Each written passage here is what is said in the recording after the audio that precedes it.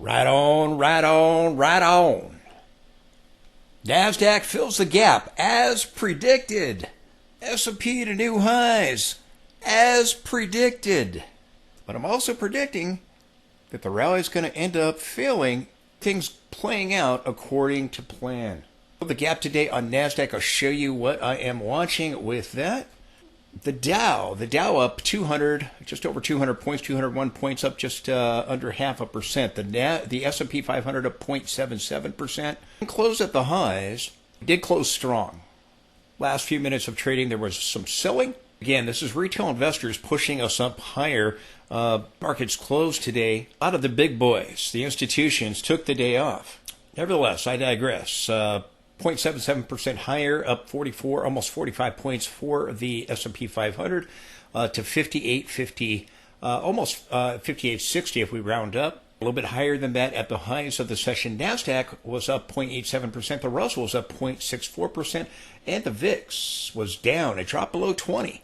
S&P is still in trouble as long as we hold above 18. It's at 19.70. The 50 period is at the 18 level. And when you're above 18, the 20 range, this is where volatility starts happening. You start clearing that level. We were down 3.71% on the VIX to drop back below 20 at 19.70. I'm not going to really go into it very much, but I just want to say this. This is something I've been talking about. Fed Governor Waller sees the need for more caution ahead when lowering interest rates. We got the fake jobs report numbers. We know they're going to end up being revised down where they always are.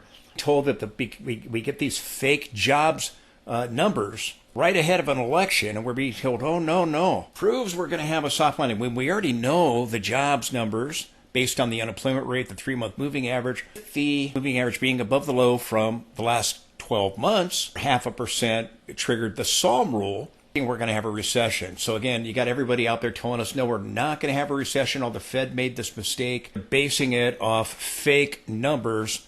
Great jobs report shows the economy is strong. Poppycock.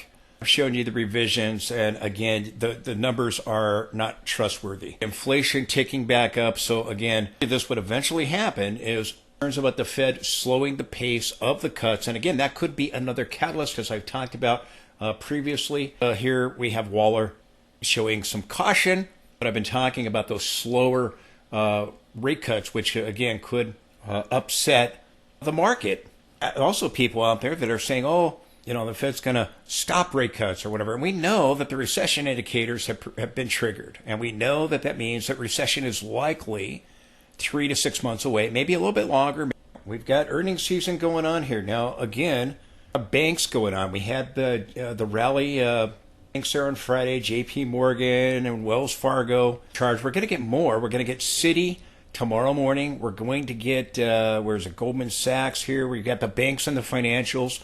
Goldman is a Dow component. So is Johnson & Johnson. So we'll be watching the Dow forming those negative divergences. We'll see if it completes. And again, the semiconductors later in the week. Let's see, Wednesday before the market opens. And then we have Taiwan Semiconductor here Thursday before the market opens. We got Netflix after hours on Thursday, so we'll be watching that. But you got a bunch of financials here. You've got Bank of America. Where's Bank of America? Yeah, there it is. I saw it there. Bank of America. You got Bancorp on Tuesday. You've got all these financials again to kick off last week and on into this week, and then we've got the semiconductor. So we'll be watching to see how that impacts Nasdaq. Nasdaq doing what I told you it was going to do, rallying up and filling the gap. I'll be watching to see if it gets a lower high, but we'll be watching the semiconductors Wednesday, Thursday to see what happens. Nvidia is just underneath the previous high. Got a new closing high, still below the previous June peak. We'll see if it moves above it. I think it's forming a double top, as I've said, just like I think Nasdaq's forming a double top. About these divergences I was looking for on the MACD, on the Awesome Oscillator. I'll be talking about the divergences in the daily and the weekly time frame in the video. But again, we went sideways. I told you I thought we were forming a triangle. We saw some sell signals with momentum. Told you I thought it was a triangle and we were still going to go higher. That was correct. Here I'm watching, does a divergence develop? Do Awesome Oscillator bars get a lower high, complete a divergence? Do they get a higher high and we get a divergence after that? We'll be watching to see how it unfolds. MACD is forming one right now, so is also oscillator. At the moment, they have divergences forming. And I'll be looking to see if we get red bars. I'll be looking to see if the MACD completes a divergence and starts to roll over at some point this week, maybe. Drags out into next week. We'll be watching to see how it unfolds. A lot about the weekly charts. Last time we had the divergence on the weekly chart. Again, it gave us this sell-off. I told you I thought a triple divergence would form. It now has. We've got the same thing on the MACD. So again, if we start seeing the divergences play out this week or next week with the weekly charts, that can spill over into the weekly time frame. Now, I still may get a divergence if I'm wrong about the peak right here. My guess is we're setting up a lower high. And again, today we filled the gap, so we'll be watching to see how it unfolds in the weekly time frame. I think here in the daily time frame, do we get something like what we had over here at the July top? You almost had the oscillator at 2 equal peaks. Here, do we see green bars? We're getting that, so we're watching. Do we complete some divergences? We see something similar to the guideline I talked about, or does it go a little bit longer? We get a semiconductor rally and Nasdaq tries to go higher and end up forming a divergence in earnings. We'll see how it unfolds. Again, I'm looking at that guideline, something similar to that surrounding the past first initial rate cuts that we got. Nasdaq daily chart here. Again, just be paying attention to these divergences on indicators like momentum here. Again, if it completes by Tuesday or Wednesday, again, we could see divergences begin to play out. If they complete, tensions in the Middle East could cause the divergences to begin to play out, could cause them to complete as soon as Tuesday evening on into Wednesday into the weekend. So again, we'll be watching that. Now again, I don't know if that's going to be the catalyst, but I'm just telling you there's a good shot that it could be something I am paying very close attention to because these divergences are developing. We know that Israel has said that they're going to respond to the Iranian missile attack from October 1st. So that be a catalyst, starts bringing some volatility back. Certainly it could. I don't know the future. I'm just telling you some divergences are developing. Be suggesting something is getting ready back in some volatility. Could it be tensions in the Middle East? I think it could be. Pay attention to these divergences. Watch the video all the way through. Important stuff. Told you momentum indicators. We had that bullish reversal of conditions. We saw the momentum line in the daily time frame. It turned bearish. Told you we formed the triangle and it turned right back to bullish. I told you we were still going to go make new highs. We did. But again, I'm watching as divergences start to form. Here we have one with momentum that is under construction right now. The one over here gave us this sell-off over here. We had some warning signs there. I'm watching for warning signs. We're above that upper Bollinger Band. Told you, again, the shaded area told us a squeeze move was about to happen. I thought it would be up. It was. My triangle that developed, and I still thought Nasdaq would fill that gap, which it hadn't until today. Again, looking for the diversions to complete, and this could complete as soon as this week.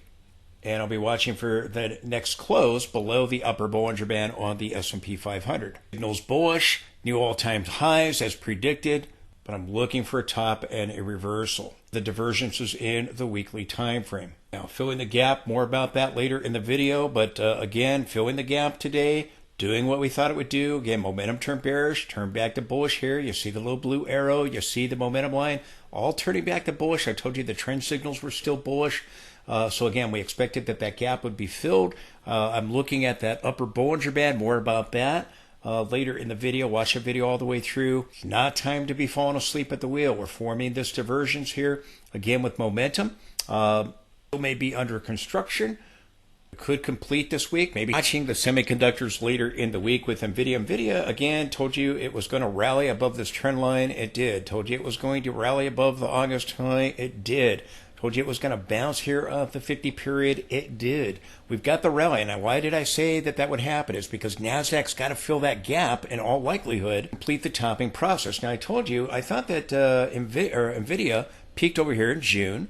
Told you I could be wrong. We're just underneath that area. Maybe that's it. And we start turning. Also, again, you could get a lower high for a double top, but you could also get a higher high. And again, we might overthrow this level. And again, I talked about we're getting a rally with the short squeeze, the bears, again, you can push up through this level and get the rug pull. Have to move to new high. Again, could, if we break above this level, then everybody's going to go, wow, here we go. Bullish breakout. And then again, that's how double top patterns form. So keep that in mind. But again, I think a lower high is possible, but we are within striking distance of that peak. So I told you previously and occasions I could be wrong about the NVIDIA top, wrong about the Nasdaq top, that again we go a little bit higher into the trend line of resistance on the Nasdaq. Should NVIDIA try to break a new high, then it's possible Nasdaq does as well. Guesses that it won't, but again, I want to tell you other possibilities are in play. They're still bullish. Watching if NVIDIA can make a new high, and then I'll be watching if the rally does continue on NVIDIA. Does that help Nasdaq? And Nasdaq doing exactly what I thought it would do. Watching crude oil closely with tensions in the Middle East. We're stalling at that 200 period moving average. Crude oil was down 2.29% today. It was down much more, but it tried to bounce here off the 50 and the 20 period moving average. Watching to see, does crude oil get above the 200 and form a divergence on some indicators intraday, and that's all she wrote. Here we got above the 200. That was it. Do we see an oil shock and bigger spike in oil? Tensions in the Middle East right now going at the 200, but again, the MACD did get in the daily time frame here with crude oil back into positive territory. So just something I'm watching here, crude oil. It's trying to bounce here off the 50 period as we got back above the 50 period over here. We're bouncing off of it. And again, can we clear that 200? Our size above 50. So again, something to be paying close attention to right now, crude oil. Please support the channel with the link directly below. That allows me to be able to provide you this information. If you like to chart indicators, let me know that by supporting the channel. The link will take you to a secured site. You can donate any amount you want or make it a recurring donation. Take a moment to do that. I would really, really appreciate it. I thank you for your consideration for that. VIX. The VIX, again, one of the problems with the rally we have right now, we're going to new highs. Well, the VIX is still above the 50 period.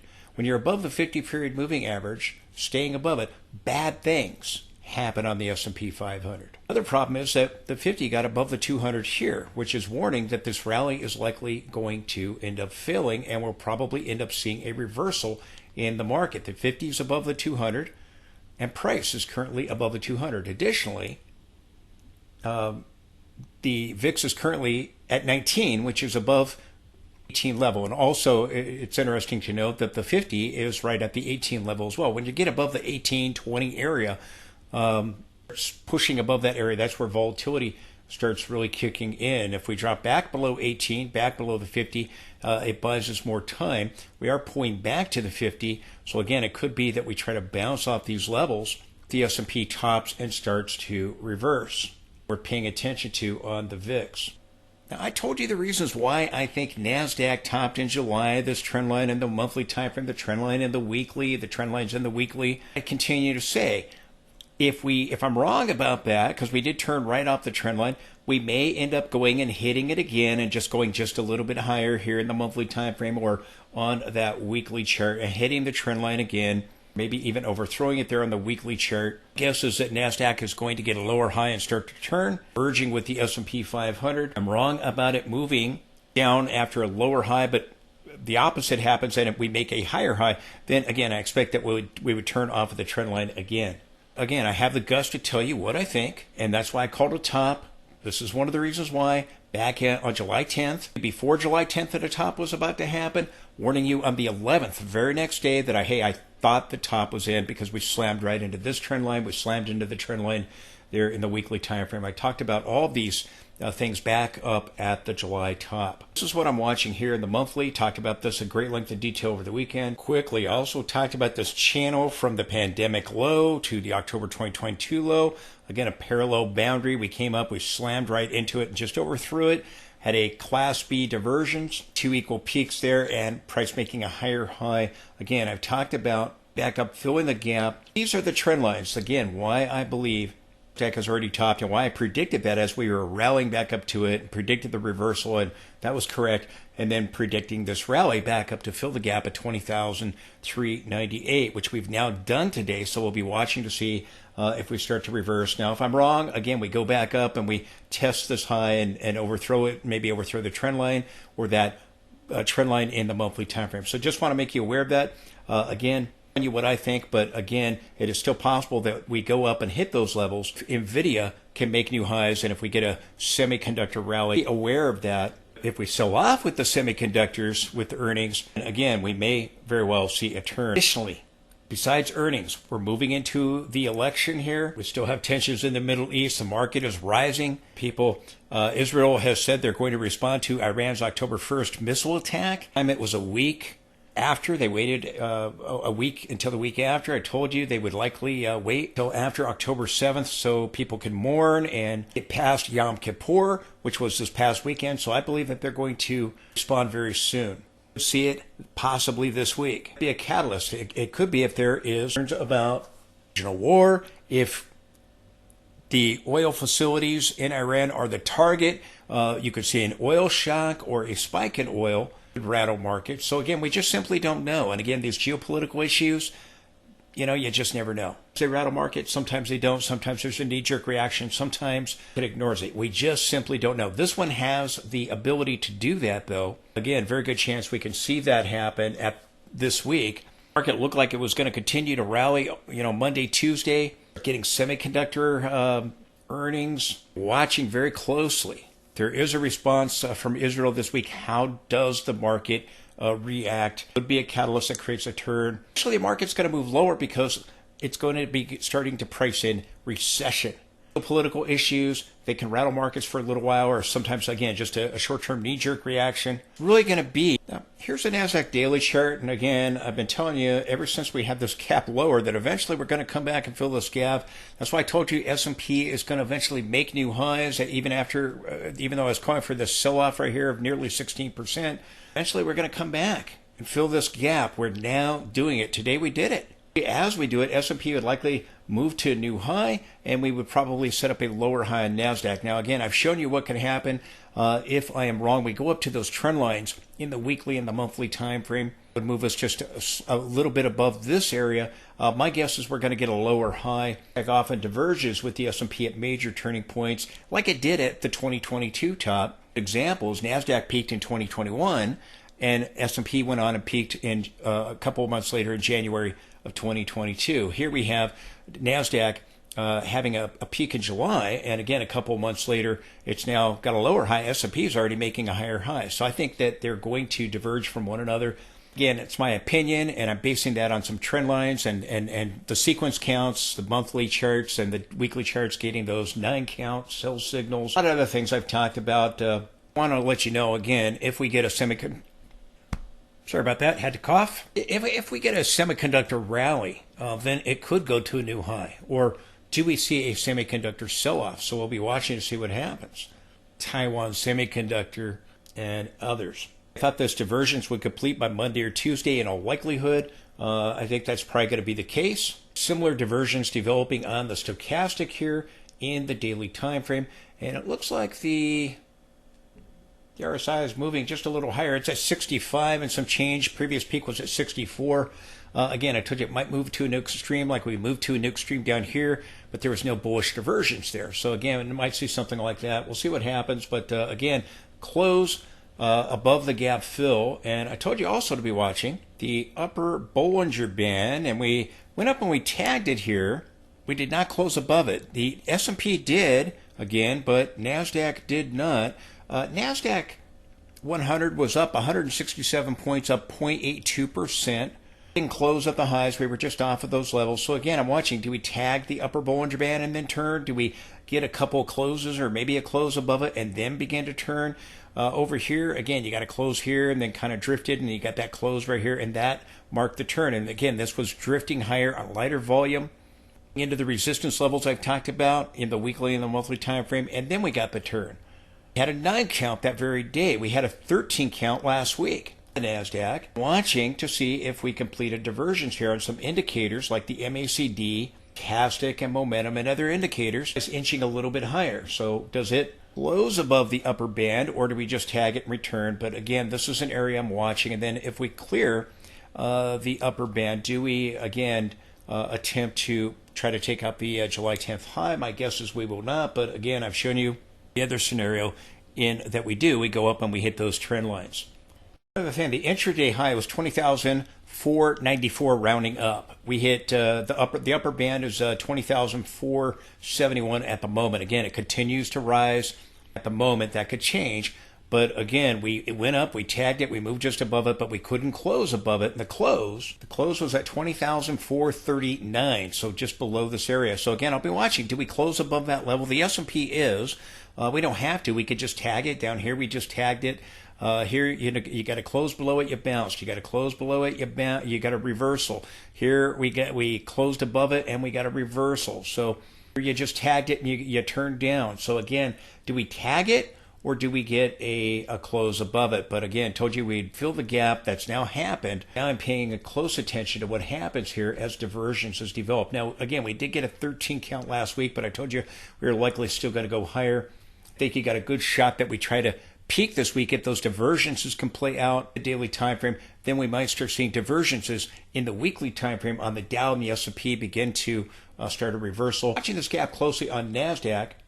I warned you that we were leading up to getting this 13 count, that we were going to possibly get a 13 count, as I warned you about the 9 count. This 9 count marked a top. It was a 9-9 reversal pattern right into the monthly and the weekly resistance, as I talked about at great length and detail. We have this 13 count. And again, I told you the 13 count, we could go a little higher and then turn and get an immediate trend extension, or get an immediate trend extension. I told you could complete this 9 count. We got bar 6 today. That means we need another 3 more bars. We would need a rally to be able to continue above the bar from 4 bars ago to Thursday. If that were to be a 13 followed by 9, that's certainly possible. And again, I told you if we complete the 9 count, I could be wrong about this being the top, and we can go to a new high. Regardless, I'm looking for a double top on Nasdaq. My guess is we're going to get a lower high because of the divergences that often form between Nasdaq and S&P, like at the 2022 top and at other times. That divergence going on with a lot of different indicators. Again, the RSI is moving slightly higher. You had it on the MACD. Here it is on momentum. The money flow, the stochastic. It's on a lot of different indicators that I'm looking at. But again, I think that we could still see a close above the upper band. We tagged it. We could still see it. And then we'll be watching, do we move to a new high or not? Regardless, again, I am looking for that double top pattern. I was looking for this ABC possible to see if we end up getting a lower high. So again, I'll be watching the upper band. S&P is pushing above it. Nasdaq tagged it. 60-minute chart of the Nasdaq, again, filling the gap. If we have an ABC, I'll be looking for a lower high. Do have a divergence here with this previous peak over here. We'll see if that amounts to something in a reversal. Could, again, form a divergence right here in the most recent price action. We had a peak right there. Could see this further develop. Don't get the market getting rattled in the next few days. Do get a semiconductor rally. We'll be watching that. Or do the semiconductors trigger a sell-off? Look at the diversions here. We had the diversions over here that gave us this bull flag. Told you that bull flag was still going to carry us up here, which it now has. So again, the rally that I've been predicting has now happened. I'm looking for a top. Now we're filling the gap. But look at this. This divergence is now forming a larger divergence. And look at right here on the MACD, we're forming the smaller divergence right here in the more recent price action right here. So again, I'll be watching, is that done or does it wrap up here a little bit higher? We'll be looking at that here early on this week. Later in the week, I think that there is risk. Tensions in the Middle East rattling the markets for the short term. Divergences still play out in the daily time frame here Monday and on into Tuesday. Then again, from Tuesday evening on, there's risk of those divergences playing out and turning down. Turn them down, well, they're hinting that we see an earnings sell-off, or the market's getting rattled by tensions in the Middle East, or concerns about the Fed and the pace of the cuts, or whatever the catalyst may be. This is it's probably going to be tensions in the Middle East, but we'll see what happens. But you can see the larger diversions developing, and the one in the more recent price action. And look at Pring parameter. Look at the divergence that's developing here. Interesting. Price is moving higher. Pring parameter is not. So again, you got another divergence there. Quickly, we had that guideline of the rate cuts, initial cuts. I've talked about this at great length and detail. I'm not going to spend time on it, but again, it's between 17 and 19 days. Historically, the last 2 times that we had bear markets. 2020 was not a bear market. 3.5 week crash. a larger bull market. We're looking at this as a guideline, not an absolute. It can go longer. It may be close to this. If we top out this week, then it could be close. It could drag out a little bit longer, as I've said. So just using it as a guideline. We're on day 18 right now. This was 17 days. We topped. We dropped 20.5% and again ushered in the bear market here in 2007. 2001, we had already peaked. We dropped 19.5% here from the 2000 top. We had the rate cut, the first cut. It gave us a bounce for 19 sessions. Here we are on 18 sessions after the Fed cut. So again, do we get something similar to that? And then the crash resumed. We ended up dropping 51%. Out with 2007, we ended up dropping 20.5% real fast, but then we ended up dropping 58% and ushering in that bear market. Again, just watching this because, again, the Fed is cutting. Session is cutting. I know everyone's saying, oh, the Fed, wait for the Fed to cut. Except the Fed made a mistake long ago. Now they're telling us on a fake jobs report, oh, the Fed mistake, they cut too soon. People are so fickle they can't make their minds up. It's absolutely incredible. Again, I told you it was going to make new highs. It is making new highs. I told you the Nasdaq gap was going to fill. The Nasdaq gap's filling. So now I'm watching to see what happens. We got an overthrow to the upper boundary of the rising wedge. This level is acted as support. Told you that was likely going to be the case with our triangle. And we have an upward resolution. We've now had that upward resolution. Now I'll be watching. Do we get a divergence that develops here or confirmation of a lower high? I'll be watching to see how it unfolds. Coming close to that guideline as Fed pivot go for about 17 to 19 days, or do we go longer? Fed pivot has been associated with market tops. The market begins to price in the recession. Again, seeing the divergences begin to play out in the daily time frame, it will spill over into the weekly time frame with the divergences in the weekly time frame on Nasdaq or on the S&P and the Dow. And I don't have time to show you, but we got those 9-count sell signals in the weekly time frame, and we're going a little higher. I talked about that. We're gapping higher. I'll be watching the indicators here in the 60-minute time frame. There's my triangle up close right here. We had a gap and go. We gapped higher. We just kept going today. Going to be watching to see if we start to roll over.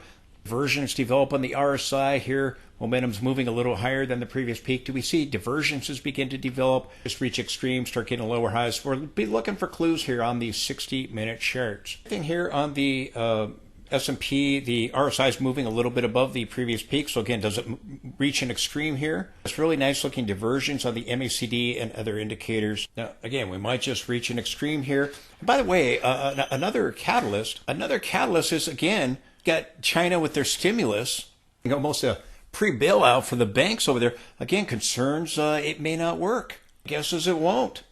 We've got the overthrow to the upper boundary. I told you that can happen, and we can redefine this upper boundary well when we start to turn back down. But you've got the diversions here on the MACD, just like you have on the Nasdaq here in the daily time frame.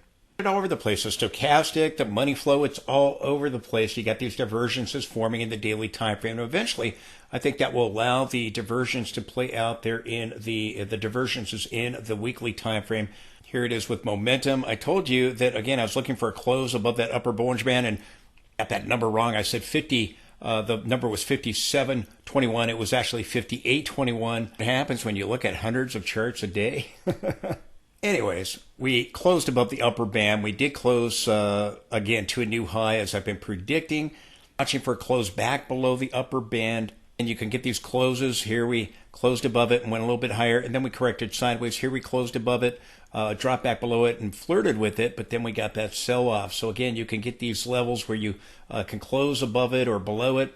Here we closed below it and we had a reversal. Here we tagged it. We're watching for a close back below it. And again, we got those divergences going on in the weekly time frame. I'll be looking for the divergences to complete here in the daily time frame. And once that happens, I think it will spill over into that weekly time frame.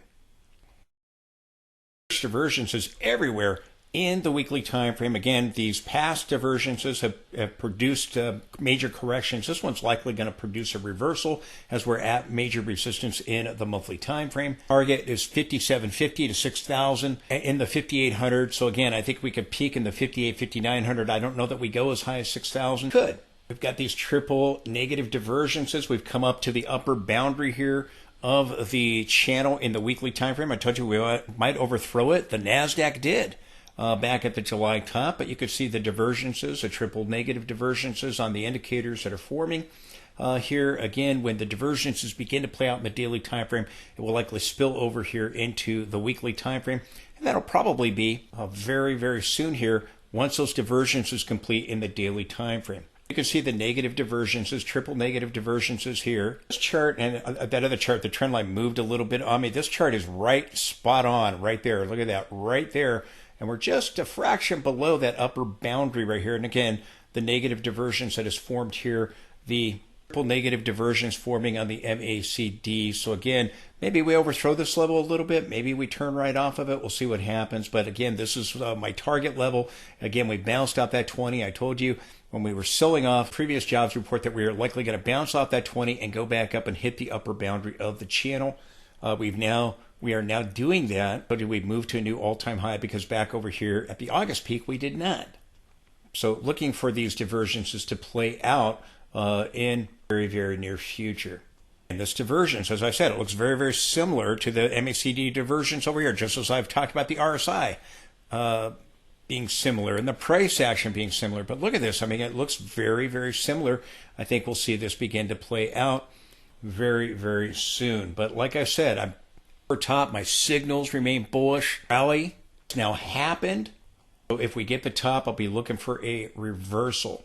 Quickly, we got the Dow here. We got these multiple point divergences from this extreme point over here. Going to be watching this rising wedge here. If we connect to the shadow here, and it moved a little bit on me, but you could see what I'm talking about. This upper boundary here, we're just coming right up to it. We're just a fraction under the divergence doing the forming here in the MACD, just like on the Nasdaq, just like on the S&P 500. Rising wedge, just like on the S&P 500. The S&P overthrew it.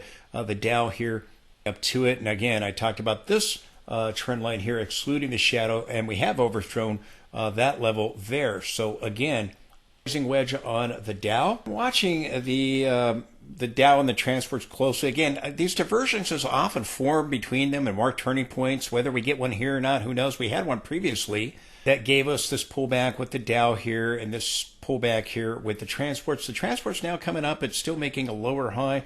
Dow's moving to a higher high. Do we get another one? We'll see. They don't always form, but many times they do. Do we get a brand new one here? We already had one here. Does it build upon that, or do we get a brand new fresh one here and we see the transports and the Dow start a divergence all over, build upon this one? Just something I'm paying attention to. The Dow in the monthly time frame slightly overthrowing the trend line, long-term 125-year trend line with this rally, slightly overthrowing it. How we close by the end of the month. The Dow through above the channel line, still forming a possible rising wedge. Again, we still redefine the upper boundary here, but you can see the divergences that are developing on the MACD, multiple point divergences on the RSI, very similar to the S&P weekly chart.